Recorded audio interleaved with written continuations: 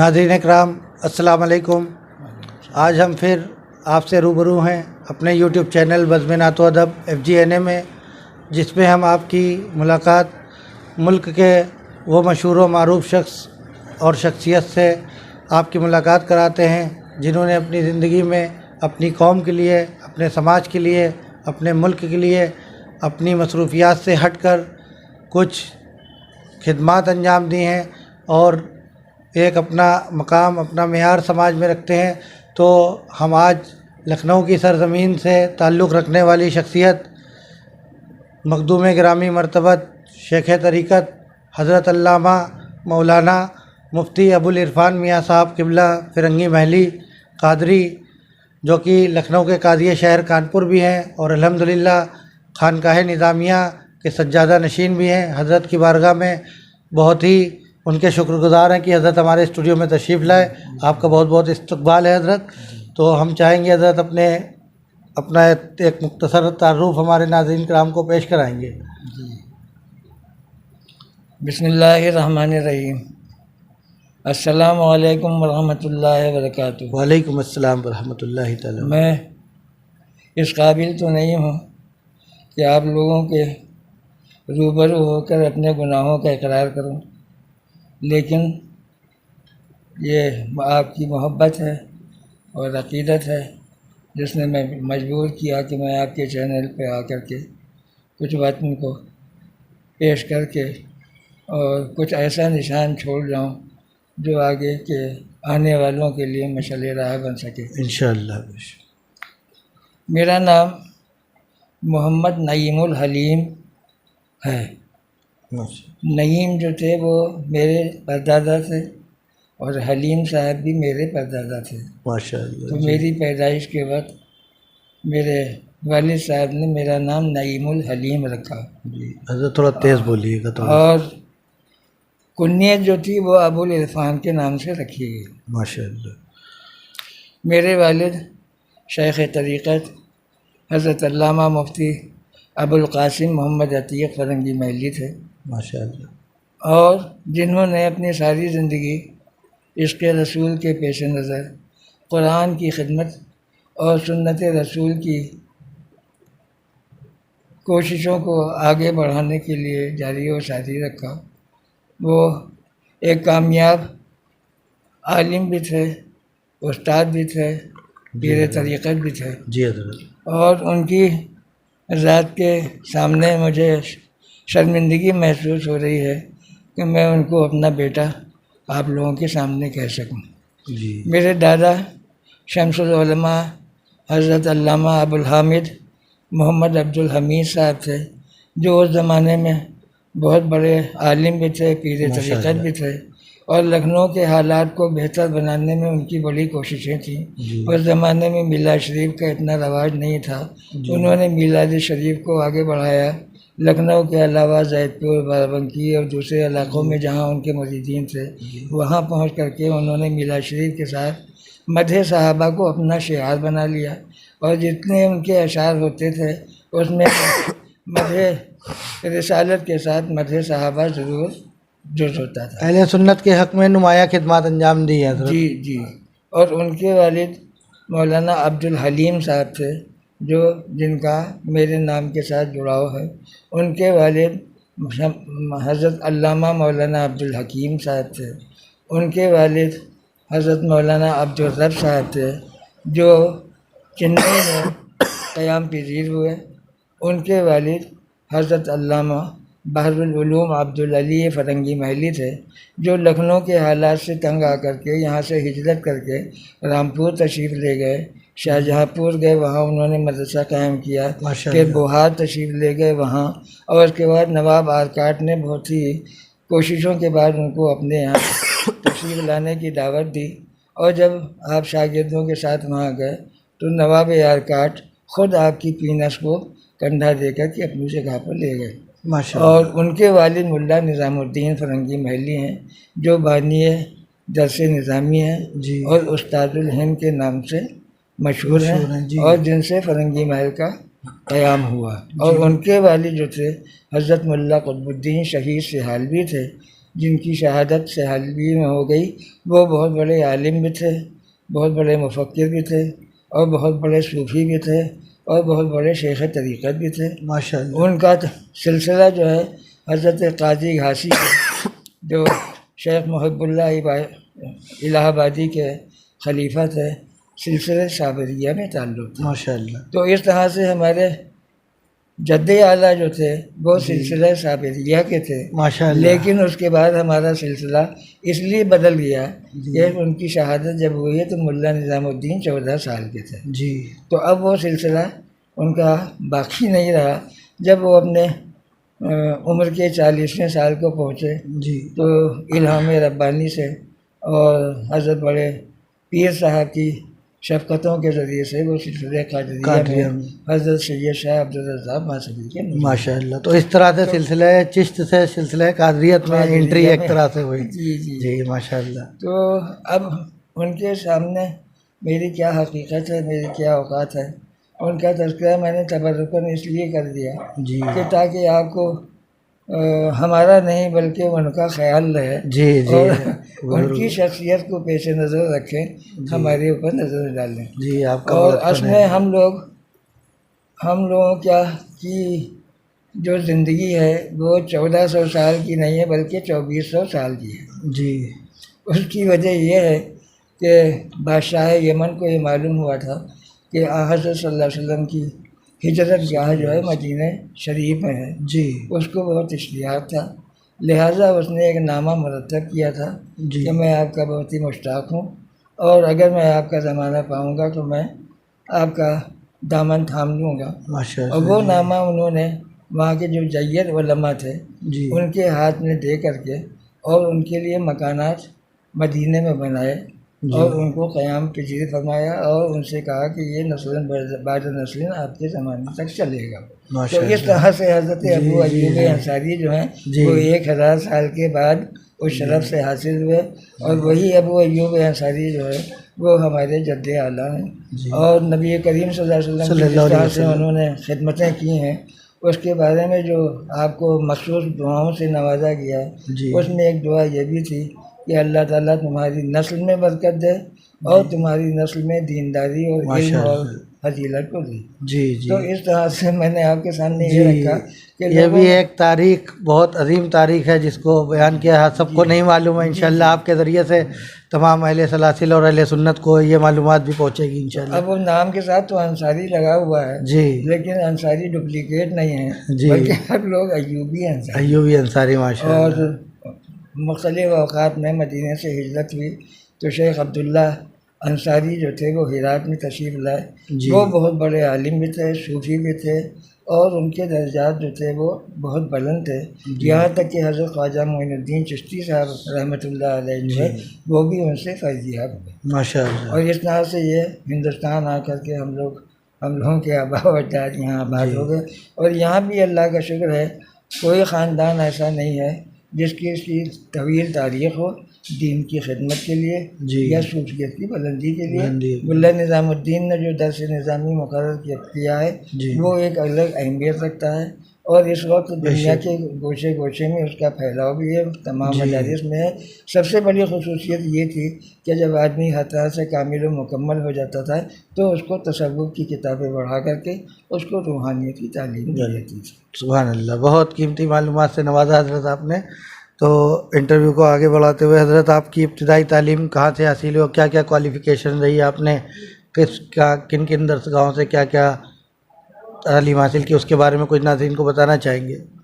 देखिए मेरी पैदाइश जो है वो 12 अक्टूबर सन 44 की है। जी। मुझसे पहले मेरी बड़ी बहन थी जी। उनके बाद मेरे बड़े भाई थे मुफ्ती हबीबुल हलीम साहब जी माशाअल्लाह। उनके बाद एक बहन और थी और उसके बाद 2 भाई हमारे थे जो दुनिया में ज़्यादा देर ठहर नहीं सके और चले गए। उसके बाद फिर मेरी वलादत हुई है और मेरी वलादत जो है वो बहुत सी खुशियाँ लेकर के आई थी, बहुत सी मुरादों का नतीजा था। तो इस तरह से सन 44 की पैदाइश है। सन 48 में मेरी बहन की जब शादी हुई तो उनकी शादी के साथ मेरी बिस्मिल्लाह भी हुई। माशाअल्लाह। तो इस तरह से 4 साल के बाद जब बिस्मिल्लाह हुई, दो दो खुशियाँ साथ में शादी की तरकीब में जी, में ही जो है बिस्मिल्लाह हुई हज़रत की, तो माशाअल्लाह। अब उस ज़माने में जो तालीम का तरीक़ा था जी वो असातिज़ा मुकर्रर कर दिए जाते थे। तो इब्तदाई तालीम के लिए हमारे उस्ताद जो थे वो पढ़ाने के लिए आए। उन्होंने थोड़ा सा ABCD पढ़ाई जी और गिनती सिखाई, जी पढ़ा जी जी। याद कराया, तो दुनियावी अंग्रेजी। उलूम था उससे जी जी। मुताल्लिक और जो जो वो चीज़ें। थोड़ा सा जब शुगुर आगे हो गई तो फिर मदरसे की तालीम शुरू हुई जी और उसमें क़िराअत पढ़ाने के लिए हमारे उस्ताद जो थे वो शम्स साहब थे, जो बहुत बड़े शायर भी थे, जी माशाअल्लाह। लेकिन उनकी ज़बान में नुकलत थी। जी अल्लाह का करम ये था कि जब वो कुरान शरीफ पढ़ते थे तो उनकी लुकनत गायब हो जाती थी, जब वो माशाअल्लाह। शायरी करते थे जी तो जी लुकनत दूर हो जाती। तो इस माशाअल्लाह। तरह से हमारे जो ज़हन में और पहले उस्ताद हैं वो शम्स साहब हैं, और वो बहुत ही दिलचस्प आदमी थे। जब रास्ता चलते थे दोनों हाथ मटकाते हुए चुटकियाँ बजाते हुए चलते जी थे, जी हमसे बहुत मोहब्बत करते थे, हमको जी टॉफ़ी खिलाया करते। जी माशाअल्लाह। तो इस तरह से इब्तदाई तालीम मदरसे में शुरू शुरू से हुई। ही असातिज़ा की शफ़क़तें मोहब्बतें जी रही जी, हज़रत आपके मुख्तलिफ साथ। असातिज़ा आए, जी उनमें बहुत सी ख़तरनाक भी थे जी और बहुत ही दर्दनाक हालात थे उनके साथ हमारे। जी जी उनमें मौलाना ज़ाहिद अली साहब थे, जब कुरान शरीफ पढ़ाते थे जी तो बाज़ मौक़ों पर काफ़ी उन्होंने मरम्मत की हमारी, जी लेकिन उनकी मरम्मत आज काम अल्लाह आ का रही शुक्र है। है रंग ला रही है। जी फिर आगे बढ़ कर के मदरसे की तालीम में फ़ारसी का दौर शुरू हुआ और हमको मुंशी का इम्तिहान दिलाने के लिए जी पहली बार घर से निकाला गया। जी इस वजह से कि हमारे यहाँ तरीक़ा ये था कि कोई आदमी जो था वो घर के बाहर नहीं जाता था। जी यहाँ तक कि गली में जो बच्चे कंचे खेलते थे जी उनको भी हसरत भरी निगाहों से देखा करते थे। जी हैं। हज़रत थोड़ा तेज़ बोलिएगा थोड़ा। जी आगे चल के कुछ बच्चे थे वो कैरम वगैरह खेलते, मतलब जी जी जी जितनी एक्टिविटीज़ थी जी जी वो देखा करते थे, कि उनके करीब जाना हमारे लिए बहुत जी मुश्किल था। तो मुश्किल जब होता। मुंशी का इम्तिहान देने के लिए हम गए जी तो ये हैवेट रोड पे एक बंगाली मदरसा था, जी स्कूल बंगाली स्कूल था जिसमें सेंटर पड़ा था, जी और उसमें हमको इम्तिहान देने के लिए इस सूरत से जाना पड़ा कि मदरसे के और तालिब इल्मों के साथ हमारे उस्ताद भी साथ थे। साथ से माशाअल्लाह। अब अल्लाह का शुक्र है जी कि फ़ारसी अरबी उर्दू में तो कोई तकलीफ़ नहीं थी। जी सबसे बड़ा मरहला जो था वो तारीख़ जोग्राफिया जी और मैथमेटिक का था, जिसकी तालीम में हमारे यहाँ कोई ज़्यादा इंतज़ाम नहीं था। नहीं तो तो हम फेल हुए तो उसी में फेल हुए, जी बाकी सब्जेक्ट में पास होते पास रहे। होते हैं माशा। कहने वाली बात यह है कि इंसान की ऊपर पहला नक्श जो कायम हो जाता है वो आखिर ज़िंदगी तक के चलता रहता है। जी जी तो आखिरी पर्चा था जिसमें हिंदुस्तान का नक्शा बनाना था, कुछ जी दरियाओं को दिखाना था, फलाना था, ये था वो था। अब जब पर्चा सामने आया तो आंखों के नीचे अंधेरा और पसीना पसीना हो गए। बड़ी देर तक के सर झुकाए बैठे रहे। जी फिर उसके बाद सोचा कि अब क्या करें, चलो मौलवी साहब से बात करेंगे कि बताइए हम पर्चा तो ये कर ही नहीं पाएंगे, कैसे होगा। उस ज़माने में भी हालात ये थे कि जो शिया हज़रात थे जी उनका जमघटा रहता था कॉलेज के बाहर, बाहर। और वो किताबों का ढेर ले करके अपने तलबा को बराबर नकल कराने की तब्दील करते जी थे। मतलब नकल का दौर जो है शुरू से ही रहा शुरू है। ही से था। जी तो हम इसी परेशानी में कि मौलवी साहब से मिलेंगे, नीचे जब उतर के आए पेशाब के बहाने तो मौलवी साहब तो मिले नहीं, एक साहब और मिले। उनका बताओ बताओ तुमको क्या परेशानी है क्या। हमने कहा नहीं हमको कोई परेशानी नहीं। उनका बताओ तो हम तुम्हारी मदद करने तैयार। जी हमने कहा भैया मुंशी में हमको हिंदुस्तान का नक्शा बनाना है, उसमें दरिया बनाने हैं, जी ये बनाना है, वो हमारी समझ नहीं आ रहा। मैं कहा नहीं तुम परेशान हो। उन्होंने उसी वक्त हिंदुस्तान का नक्शा बना कर थोड़ा बहुत हमको जी गाइड कर जी दिया। अब जाहिर है कि जो आदमी सीधा साधा हो जी और कोई सब धन फन न मालूम हो, जी अब उनका नक्शा वक्शा लेके आए, गर्दन झुका के कर रहे थे जी कि वो इंस्ट्रक्टर साहब जो बंगाली आदमी थे, जी चंदियाँ उनकी घुटी हुई थी, जी और उन्होंने आके हमको पकड़ लिया। अब ये देखिए ये ज़हनियत का असर होता है जी कि जिस वक्त उन्होंने आके हमारे हाथ से कापी पकड़ी शर्मिसार हो गए, पसीना पसीना हो गए। जी पर दिल ये करता था कि ज़मीन फट जाए और हम कर जाए, इस वजह से कि ये हमारी बात नहीं थी, बल्कि हमारे बुजुर्गों की, हमारे ख़ानदान की बात थी कि हम वहाँ नकल करते हुए पकड़े गए। तो इस तरह से वो खौफ जो बैठ गया वो आखिर ज़िंदगी तक रहा, और अल्लाह का शुक्र है कि उसने तमाम बातों से हमको बचाए रखा। तो इस तरह से मुंशी का इम्तिहान को हम कामयाबी हासिल नहीं कर सके, लेकिन फिर उसके बाद फिर मौलवी का इम्तिहान दिया। मौलवी का इम्तिहान जब तालीम हासिल कर रहे थे तो हमारे एक खालू थे, उनके यहाँ जामे उर्दू अलीगढ़ का था जी, उसके इम्तिहानात का सेंटर था। वो आए, उन्होंने हमारा फार्म अदीब का भरवा दिया जी, अब फार्म तो भरवा दिया अदीब का, लेकिन उर्दू पढ़ाने का कोई इंतज़ाम ही नहीं था। जी, खैर थोड़ा बहुत अपने हाथ से किया कराया, तो अदीब का इम्तिहान जो वो हमने थर्ड डिवीज़न जी पास कर लिया। तो हजरत अब दीनी तालीम इसी दरमियान ऐसा भी हुआ कि उर्दू पढ़ने के साथ जो शायरी का चस्का लगा जी, और अदब से जो रग़बत पैदा हुई, जी, तो उस किताबों में एक ख्वाजी का खाका पेश किया गया था जी, जो फसाने आज़ाद का एक टुकड़ा था। जी, तो अब उस टुकड़े को पढ़ करके जो खोजी का अंदाज था वो दिल के ऊपर असर करने लगा कि कितना मस्खरा अफीमची है। जी, अब ये किताब कहाँ से मिलेगी? तो ढूंढी ढांडी तो किताब मिल गई फसाने आज़ाद के नाम से अपने यहाँ, जिसकी 4 बड़ी बड़ी जल्दी थी। जी, अब उनको पढ़ेंगे तो पकड़े जाएंगे, तो कहते ये थे कि अपने कमरे में आकर के लाहब के अंदर बल्ब जला करके वो फसाने आज़ाद की 4 जल्दी खत्म। तो इस तरह से अल्लाह का शुक्र है कि अपने वक्त को ज़ाय नहीं किया। फ़ारसी, अरबी, उर्दू, हिंदी, अंग्रेज़ी।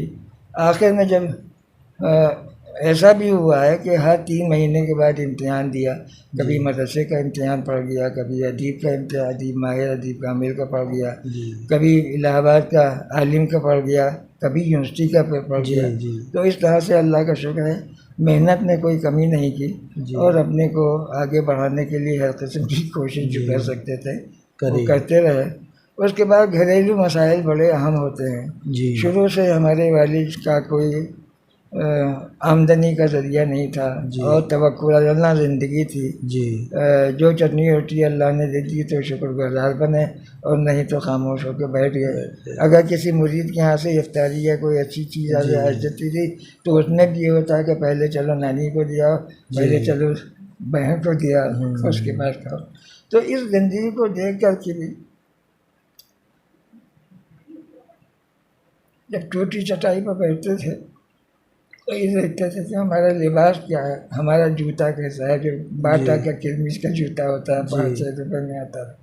अपने खालाजाद भाई जो करीबी रहते थे, खालाजाद भाई बहन, उनको देखते थे चमकती हुई उनकी ड्रेस होती है और उनको अच्छा लिबास भी मिलता है, अच्छा खाना भी मिलता है, तो सोचते थे कि देखो तुम्हारा क्या होगा, तुम इस टूटी हुई चटाई पर जो बैठ रहे हो तो तुम्हारा अंदाज क्या होगा। यही ज़िंदगी है क्या हमेशा ऐसा होता रहे? लेकिन दिल को तसल्ली देते थे नहीं नहीं, अल्लाह पे भरोसा रखो, तुम जो इल्म हासिल कर रहे हो अपने बुजुर्गों के साए में कर रहे हो, ये इसका नतीजा है, अच्छा ही निकलेगा। कोशिश करना तुम्हारा काम है, और तुम ये मत देखो कि खाने को मिल रहा है कि नहीं मिल रहा है, तुमको अच्छे कपड़े मिल रहे हैं कि नहीं मिल रहे। तो बड़े और दूसरे हिस्सा उनके घर में नेमतों का ढेर है। हमारे घर में ये था कि वाली साहब कहते जाओ एक आने की डली लिया, एक आने का कट्ठा लिया, एक आने का पान लिया।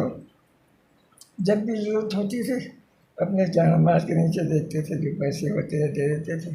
नहीं अगर होता था तो कहते का कि कुछ नहीं। हालत ये थी कि कपड़े वाला मुकर्रर था जिसके यहाँ से ईद के कपड़े आते थे, वहाँ जाके कह देते थे, वो थान घर पर भिजवा देते थे, जो पसंद होता था दे दिया जाता था।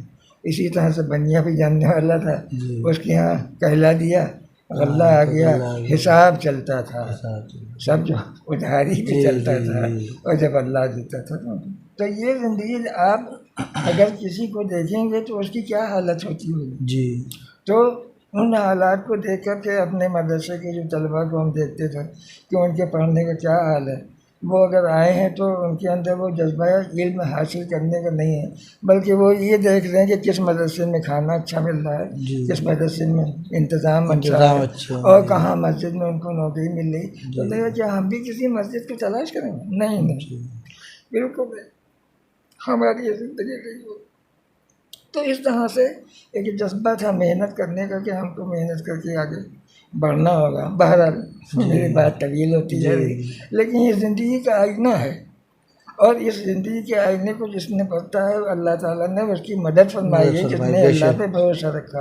और जो ये मायूस हो गया, ये नाकामियों के मलबे में दब गया, वो कुछ नहीं कर पाया। तो इस तरह से अपने मदरसे में मुंशी का इम्तिहान दिया, आलिम का इम्तिहान दिया, अदीब माहिर अदीब कामिल का इम्तिहान दिया, और इलाहाबाद यूनिवर्सिटी से, इलाहाबाद बोर्ड से आलिम फाजिल का इम्तिहान दिया।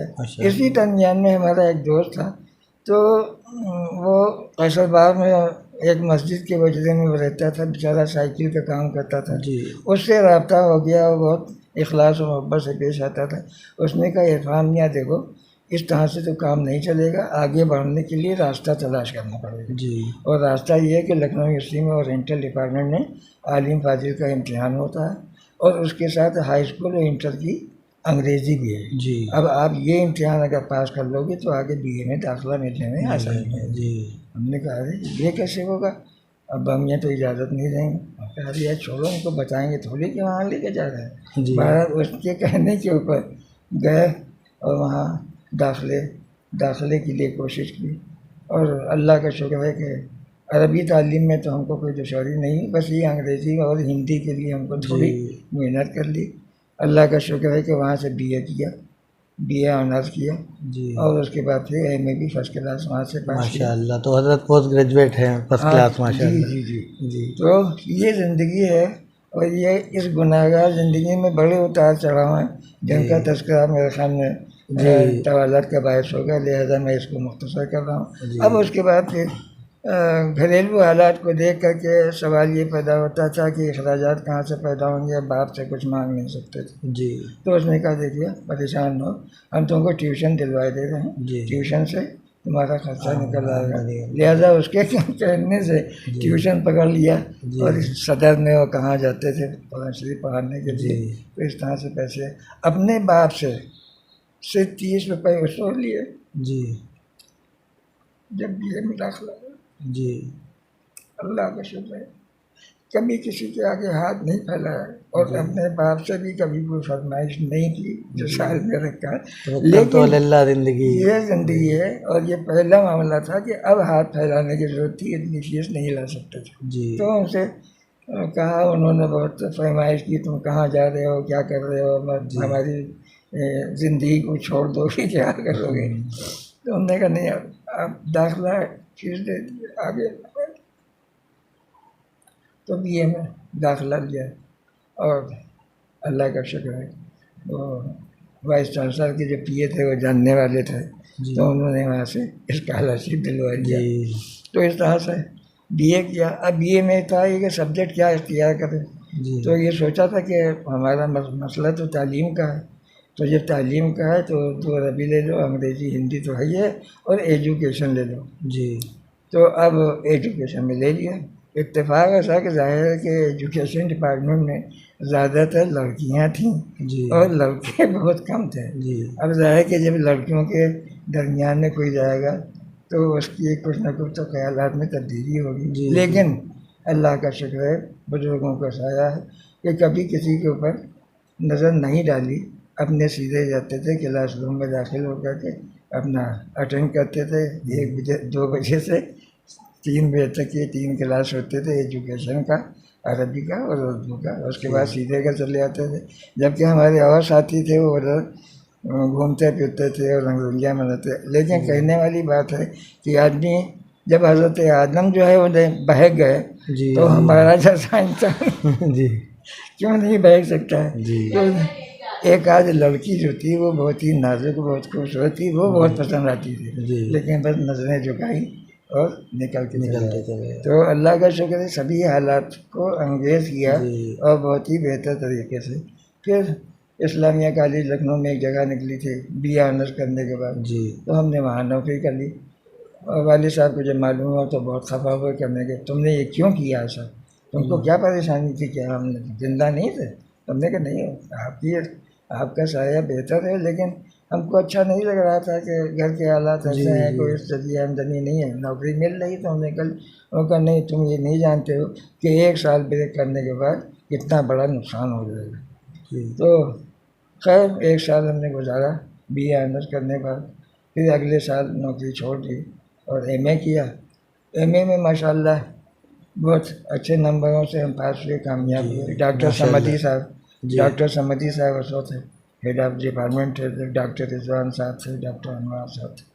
अब वाली साहब को बेइंतहा खुशी हुई और उन्होंने एक महफिल मिलाद शरीफ मुनक़्क़द करके उसमें हमको अपनी इजाज़त और खिलाफतों से नवाज दिया। जी माशाल्लाह। और इस तरह से ये खिलाफत जो थी वहाँ से शुरुआत हुई, तरीक़त की शुरुआत वहाँ से हुई माशाल्लाह। जी, तो हज़रत ज़िंदगी के मेरी ज़िंदगी जो है वो बड़ी ख़तरनाक दौरों से गुजरी जी है। जी जी जी और बड़ी दिलचस्प भी रही, जैसा कि आपने बताया।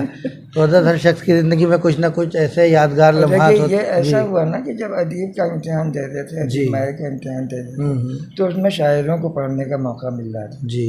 और किताबें पढ़ने के लिए हमारे एक अजीज़ थे, वो बाहर से आए हुए थे, तो वो लाइब्रेरी से किताबें मंगवाते थे। तो एक किताब का कुछ हिस्सा पढ़ा था यूसुफ बिन ताशिकीन का। जी। तो वो जहन में जो मुजाहिद लड़के थे और जो उनके अंदर जोश था, जज्बा था, वो मौजूद था और बहुत गर्मी पैदा कर रहा था। लेकिन वो किताब मिलेगी कहाँ से? तो खैर वो ढूंढ ढांड के उन्होंने जब लाइब्रेरी से मंगवाई, एक आना किराया देकर जब वो पढ़ लेते थे तो हम भी पढ़ते थे। तो इस तरह से उस ज़माने में यूसुफ बिन ताशिकीन, नसीम हिजाज़ी की कुछ नावल और ये पढ़ते थे। उसमें बहुत जज्बा जो था वो बहुत ही बुलंद हुआ। फिर उसके बाद फिर जब अदीब माया का मामला हुआ तो उसमें फसाने आज़ाद और तिलिस्म होश हुआ और ये शरीफ ज़्यादा बागो बाग तो ऐसा था कि न मालूम कितनी मतलब पढ़ा उसे, अब भी पढ़ते हैं उसे, अब भी पढ़ते हैं उसे।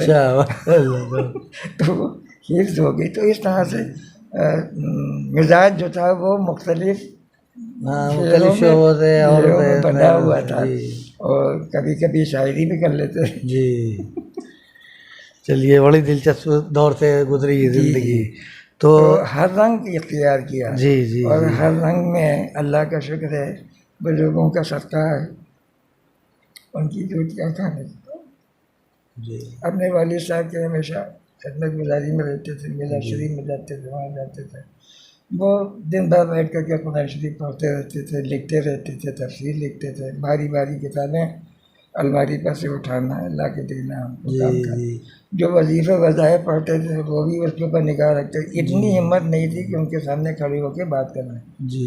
वो मशगूल होते थे जी। जाके चुपके से बिल्ली की तरह से जाते थे, खड़े हो जाते थे। जब वो निगाह उठाते थे तो एक मतवा पूछते, अब्बा मियाँ वो पैसे चाहिए पान के लिए, इसके लिए। वो देखा उन्होंने, हुआ तो दे दिया, उनका नहीं बाद में जाएंगे। तो इस तरह से उनके साया बसाया रहने से ज़िंदगी में बड़े उतार चढ़ाव आए और जो उनके हालात थे वो अपनी ज़िंदगी में ऐसे पेवस्त हो गए कि अब उसके बाद हर चीज़ जो है हर तरफ अंधेरा दिखाई देता है जी। और अल्लाह का शुक्र है, अंधेरों से निकालने का भी मैंने रास्ता निकाला और अभी तक ये अल्लाह का करम ये है कि मैं किसी के दबाव में नहीं आया। जहाँ तक दीन का मामला है, खिदमत का मामला है, सही और गलत का मामला है, मैंने बड़े बड़े उनका मुकाबला भी किया और अपने दामन को बचाए रखा। मैं जाहिर सी बात है, इतने मतलब सूबे की राजधानी संभाल रहे हैं आप माशाअल्लाह और मनसब क़ज़ा के उस पर भी फायज हैं आप। तो काजी पूरे शहर का ही एक तरह से लीडर वो होता है, सब कुछ शहर के मामला संभालना। ज़माने में तो वालिद साहब मौजूद थे। वालिद साहब के ज़माने में उन्होंने उसके बाद ही मेरी शादी कर दी। 4 अगस्त को मेरा निकाह देने शरीफ में हुआ जी। और 8 मार्च को रुखसती होकर के मेरी बीवी घर आई जी। अब उस वक्त के हालात मैं बयान करूँ या न करूँ, आपकी मर्जी, कोई कैद नहीं। ये शादी कितनी मुसीबतों से हुई ये मेरा दिल जानना है।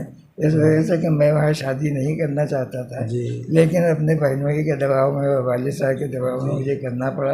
अब जब शादी हो गई तो दिल जो थी बहुत ही मुतनफ़िर था कि क्या होगा, लेकिन अल्लाह का करम ये कि वो लड़की बहुत ही नेक थी, बहुत साले थी, बहुत दीनदार थी और घर के सभी लोगों से मुत्तफिक थे। जी लेकिन अल्लाह ने बहुत जल्दी इसको उठा लिया। 14 महीने के बाद मेरी बेटी की पेशाई है, जी पैदाइश हुई, और उसमें घर ही में डॉक्टर का इंतज़ाम था, लेकिन वो अचानक कुछ दौरे की कैफियत थी, तो फिर उनको ले गए क्वीन मैरी में दाखिल किया। 3 दिन तक के वो ज़िंदगी और मौत की कश्मकश लड़ती रही, और आखिर वो 5 मई सन 70 को दागे जुदाई दे दी। अब उसके बाद जो हालत हो सकती है वो काबिल बयान नहीं है। एक लड़की छोड़ी थी उसके देखने में वाले। जी बहरहाल जी ये 2 साल जो थे वो इंतहाई बेकरारी के थे कि बच्ची को भी नहीं देख पाते थे। वो ससुराल वाले उसको ज़बरदस्ती ले गए। यहाँ वालदा बहुत ही बीमार थी, वालिद साहब की बहुत तबीयत ख़राब थी, और आमदनी का कोई ज़रिया नहीं था। जी तो अब देखिए ना, मुश्किलें आसान भी होती जी हैं। जी वहाँ से फिरोज़ाबाद से एक इस्लामिया कॉलेज के मैनेजर थे, वो आ गए और उन्होंने मुलाकात की हमसे, तो हमसे बहुत मुतासिर हुए। कहने लगा हम आपको फिरोज़ाबाद इंटर कॉलेज ले चलेंगे, वहाँ दीन की भी खिदमत कीजिएगा जी और दुनियादारी। दुनिया की भी हमने कहा खिदमत। भाई हमारे हालात ऐसे नहीं हैं, वालिद साहब की ये हालत हो रही है, उनको छोड़ के हम नौकरी छोड़ के आए हैं, अब इतनी दूर हम नहीं जाएंगे। उन्होंने कहा कि नहीं चलिए हम आपके वालिद से बात करेंगे। वो वालिद साहब से आके उन्होंने कहा कि हमारे दीन के लिए उनको लेके जा रहा हूँ।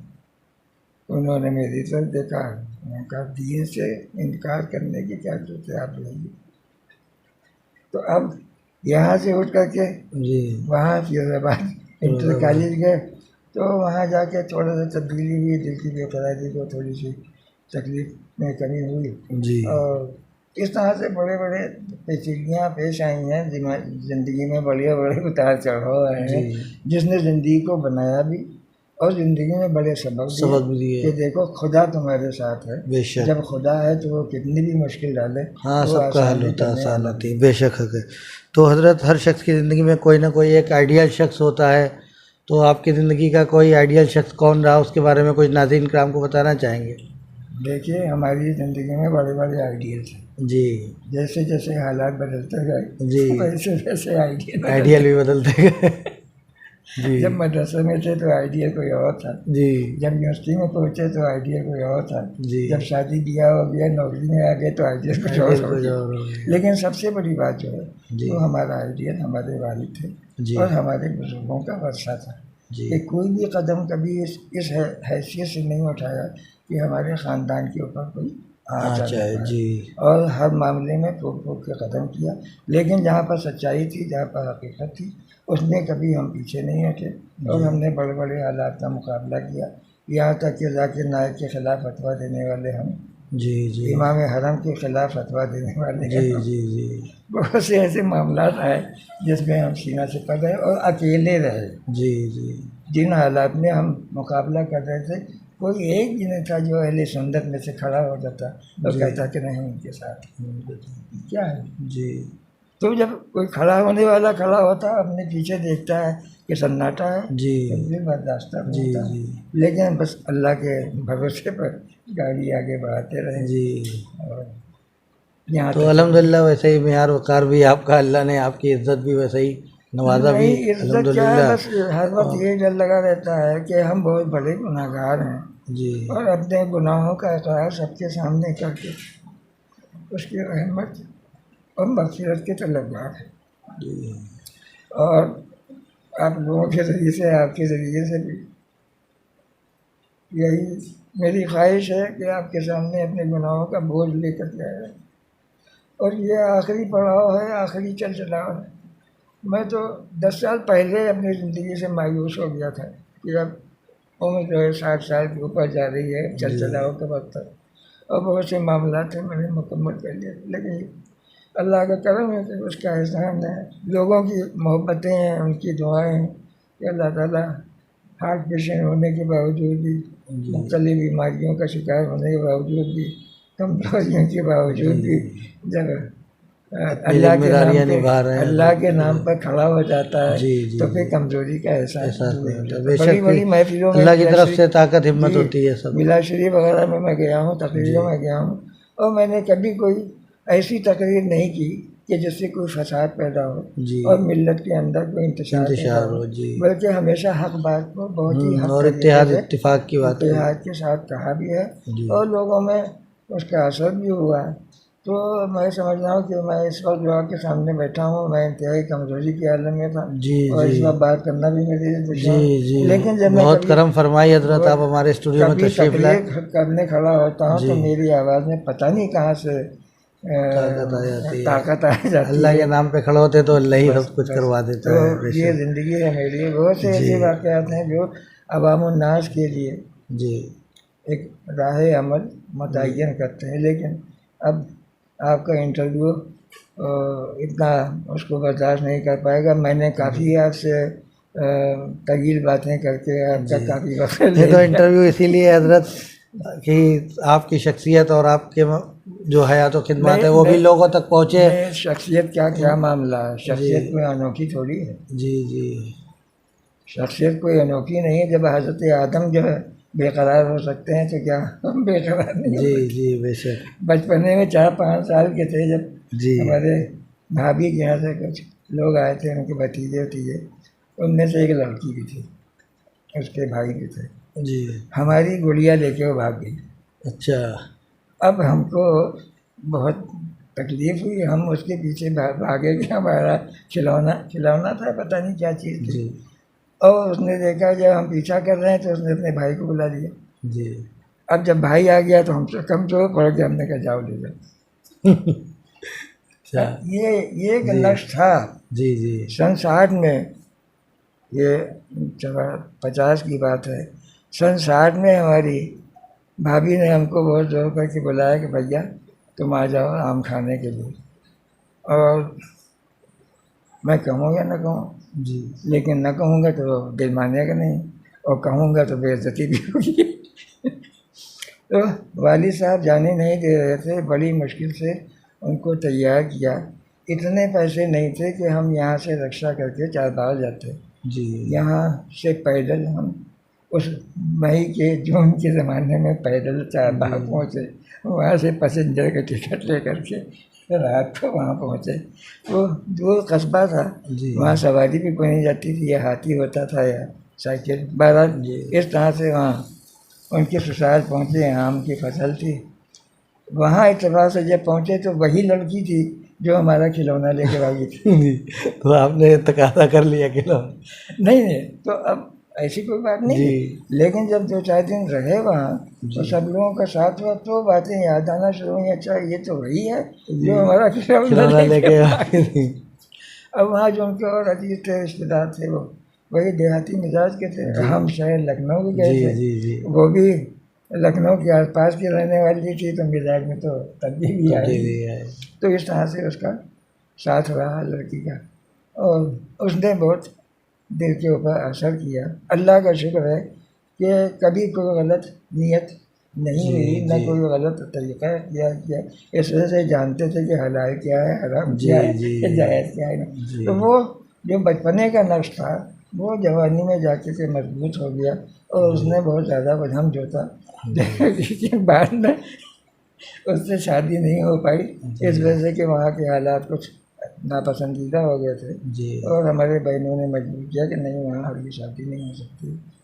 तो अब क्या बताएं, आज भी वो हालात याद आते हैं, बाग की तकरीहें और इधर उधर टहलना, जी तो हम भुला थोड़ी पाए। जी।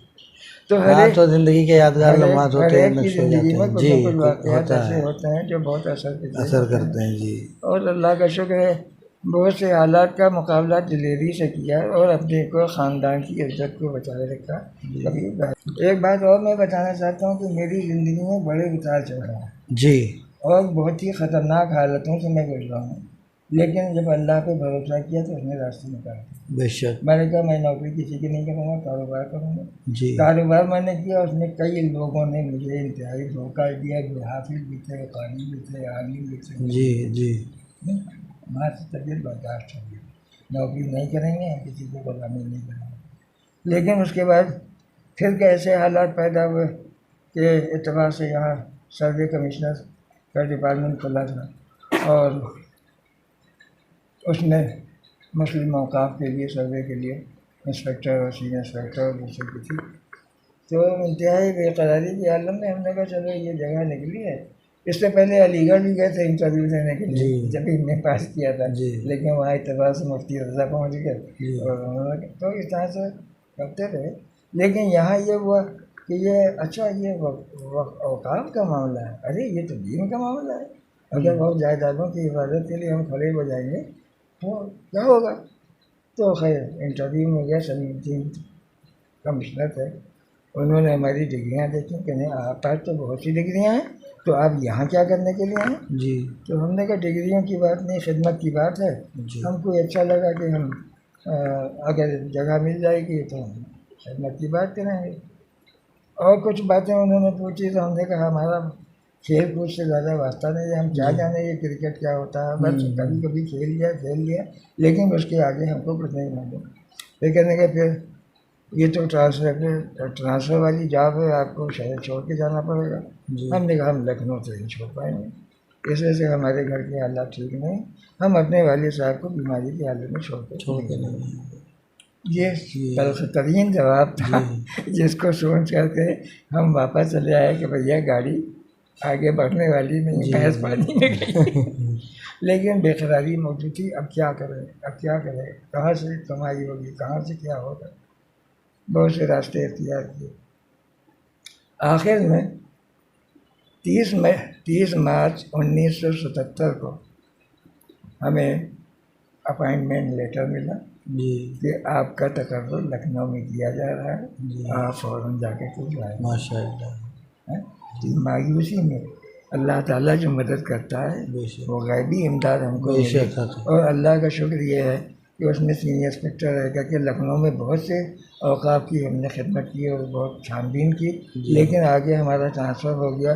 जो कुछ हमने मेहनत की थी उसमें पानी चली गया। इस वजह से क्या हर एक को जज्बा थोड़ी था इधर से। फिर उसके बाद उन्नाव ट्रांसफ़र हुआ, हरदोई हुआ, वहाँ गए। फिर उसके बाद हेड ऑफिस में पूरे यूटी का जो इंस्पेक्टर होता है सबसे सीनियर, वो अदा हमको मिला। फिर सन 2 में फिर हमारे कहते हैं ट्रांसफ़र के साथ हरदोई में हमको अल्पसंख्यक कल्याण अधिकारी मुकर्रर किया गया। हमने कहा ये जगह तो बड़ी ख़तरनाक है, इस वजह से कि हम देख रहे थे कि सबके हालात क्या हैं। तो अब कैसे करेंगे, हम तो न जाएंगे, यहीं अच्छा है। तो लोगों ने समझाया कि नहीं, अगर आप नहीं जाओगे तो आगे चल के आपकी पेंशन में बड़ी तकलीफ हो जाएगी। अरे 2 ही साल का तो मामला है, 4 में आप रिटायर हो जाओगे, तो देखते देखते निकल जाएंगे। तो इस तरह से फिर हरदोई में जब पहुँचे तो कहते हैं अल्पसंख्यक कल्याण अधिकारी, 4 डिपार्टमेंट थे हमारे। और राब्ता जो था वो CDO से था, DM से था। मैं बहुत इज्जत के साथ वहाँ भी गुजारा किया। हालांकि उस ज़िंदगी में और ज़्यादा परेशानियाँ हुई, इसलिए कि जो अफसर चाहते थे वो हम कर नहीं पाते। सही है। तो ये है कि सफ़र रहा, कितनी मायूसियाँ आई, कितनी अड़चनें आई, कितनी ठोकरें खाई, लेकिन हमेशा भरोसा रखा। अपने इब्तदाई दौर में वजीफ़े पढ़ा करते थे, दुआएं मांगा करते थे, वालिद साहब को देखते थे कैसी वो इबादत करते हैं, तो उन सब का। लेकिन अब जैसे जैसे हालात बदलते गए, बहुत की तंगी होती गई, बहुत से वजीफ़े छूट गए। तो ये ज़िंदगी जो है वो अल्लाह आप लोगों की दुआओं से अभी तक चल रही है। और मैं आपका शुक्रगुज़ार हूँ कि आपने मुझे इस इंटरव्यू में बुला के बहुत सी उल्टी सीधी बातें सुनी। और लेकिन वो जब ज़िंदगी का बाब खुलता है तो जिस तरह से पिक्चर शुरू हो जाती है तो फिर थमती नहीं है। उसी तरह से 1% हमारे गुनाहों का हिस्सा आपके सामने आया है, और दुआ चाहते हैं कि हमारी मग़फ़िरत के लिए दुआ मांगे आप लोग। अल्लाह ताला आपके चैनल को भी बरकत दे। और जिस तरह से आप लोग खिदमत कर रहे हैं, या जैसा मुझे मालूम हुआ कि कोविड में आप लोगों ने बहुत काम किया, बहुत से गरीबों की मदद की, और बहुत से अच्छे काम किए जो उस वक्त के हालात को देखते हुए अपनी जान को हथेली पर रख के करना हथेली दुश्वार था। तो आप लोगों के लिए भी मैं दुआ को हूँ, आपके चैनल के लिए भी, कि अल्लाह ताला आपके चैनल को ज़्यादा मकबूल बनाए, और आपके चैनल के ज़रिए से लोगों की हिम्मतों को बढ़ाने का काम किया जाए आमीन। और उनके अंदर वो दीनी जज्बा भी पैदा किया जाए कि देखो दुनिया तो आदमी को मिल जाती है, जी बड़े बड़े करोड़पति हैं, अरबपति हैं, जी वो होटल बना रहे थे, लेकिन अचानक उनकी मौत हो गई, आज उनका होटल कंप्लीट नहीं हो पाया। सही बात है। लेकिन अगर किसी गरीब ने 2 पैसे भी मस्जिद में लगा दिए, जी मदरसे में लगा दिए, तो वो उसके लिए ज़िंदगी का एक असासा है। असासा है, इसके ऊपर कोई तवज्जो नहीं देता है। जी आज आदमी जो है बिल्डिंगें बना रहा है, बैंक बैलेंस बढ़ा रहा है, उसको अंदर वो गरीबों का जज्बा खिदमत का नहीं मिल रहा है, जो उसके लिए भी और अवामुन्नास के लिए एक बेहतर जरिया है। अल्लाह ताला सबको हिदायत दे, आमीन। तौफीक दे और आप लोगों की काविशों को आगे बढ़ा करके एक दीनी माहौल पैदा करके और अच्छे रास्ते पर चलने की सबको हिदायत दे। आमीन। तो हज़रत हमारे चैनल के ज़रिए आप अल्हम्दुलिल्लाह मनसब क़ज़ा के पद पर फायज भी हैं, तो लखनऊ के काज़ी शहर होने के नाते और अपने उलमाए कराम को और इस आवाम को, बाशिंदगान मुल्क को कुछ पैगाम देना चाहेंगे हमारे चैनल के ज़रिए? नहीं, मैंने तो आपके सामने रख दिया कि मेरी ज़िंदगी जो है मसाइब और तकलीफ़ों का जी एक अंबार दिए है। जी लेकिन सवाल ये है कि अगर आपका भरोसा अल्लाह के ऊपर है, जी आप जो काम कर रहे हैं वो अल्लाह के लिए कर रहे हैं, रसूल की अज़मत को बढ़ाने के लिए कर रहे हैं, जी तो तमाम मुसीबतें जो हैं वो हल हो जाती हैं। ये बेशक दूसरी बात है कि आप इम्तिहान में कामयाब हो जाते हैं, जैसे दुनियावी इम्तिहानात में उनको कामयाबी जी, मिली, जी। अल्लाह का शुक्र है, वैसे दीन के एतबार से भी ये बहुत से मसाइल जो है वो बहुत ही नागुज़ीर थे, लेकिन अल्लाह ताला ने गैबी तौर से मदद फरमाई। आप भी अपनी ज़िंदगी में देखिए कि आपको जगह जगह पर मायूसियों का सामना होगा। जी जी इस वक्त के जो हालात हैं वो मुसलमानों के लिए इंतहाई मायूसकुन है, जी लेकिन मायूसकुनी का रोना रोने के बजाय अगर हम हिम्मत और इस्तिक़लाल से काम करें जी और अपने अंदर इत्तेहाद पैदा करें, अपने अल्लाह और रसूल को राज़ी करने की कोशिश करके और अपने लिए न जिएँ बल्कि जी दीन के लिए जिएँ, जी अल्लाह की अज़मतों और रसूल की अज़मतों के लिए जिएँ, तो मैं समझता हूँ कि फाका कशी जो है वो भी आपके लिए बेहतरीन ग़िज़ाओं से बेहतर जी ग़िज़ा है, जो बेशक नबी की सुन्नत है, जो सहाबा किराम की सुन्नत है, जो औलिया अल्लाह की सुन्नत है। खानकाहों में वही तरीक़ा था जो रसूल की सुन्नतों का था, बेशक बेशक और अब धीरे धीरे मुझे कहने में कोई बात नहीं है कि वो खानकाहें जो दीन का मीनारा थी, जहाँ से लोगों को हिदायत मिलती थी, अब वहाँ से बजाय हिदायत के गुमराही का दौर शुरू हो गया है। और इल्ला माशाअल्लाह बहुत सी कम दरगाहें ऐसी हैं जो वाकई खानकाहियत के ऊपर अमल कर रही हैं, वरना हर जगह वही दुनियावी हालात हैं और दीन के रास्ते से दूरी है। जी अल्लाह ताला सब पर रहेगा। आमीन आमीन। तो हज़रत आप हमारे स्टूडियो में तशरीफ़ लाए, आपका बहुत बहुत शुक्रिया।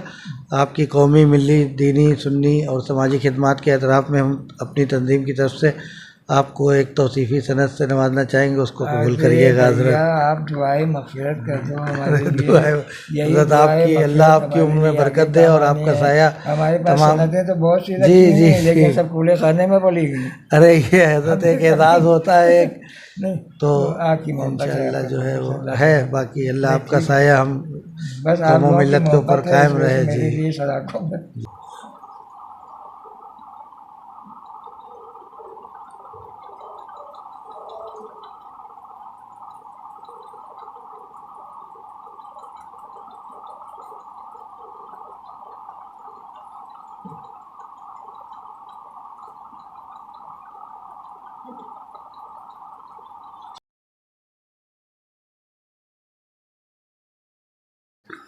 तो नाज़रीन कराम, आज आपने काज़ी शहर लखनऊ हज़रत अल्लामा मुफ्ती अबुल इरफ़ान मियाँ साहब फ़िरंगी महली कादरी सज्जादा नशीन खानकाह आलिया निज़ामिया से मुलाकात की और उनकी हयात व खिदमात के बारे में जाना, उनके बारे में जाना। हज़रत ने कौम व मिल्लत के नाम से पैगाम भी दिया।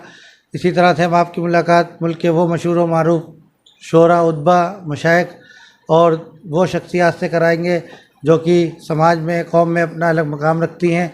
तो हमारे इस चैनल को लाइक करें, सब्सक्राइब करें, शेयर करें कैमरामैन मोहम्मद आसिफ वारसी के साथ अयाद अहमद चिश्ती। अस्सलाम वालेकुम वरहमतुल्लाह।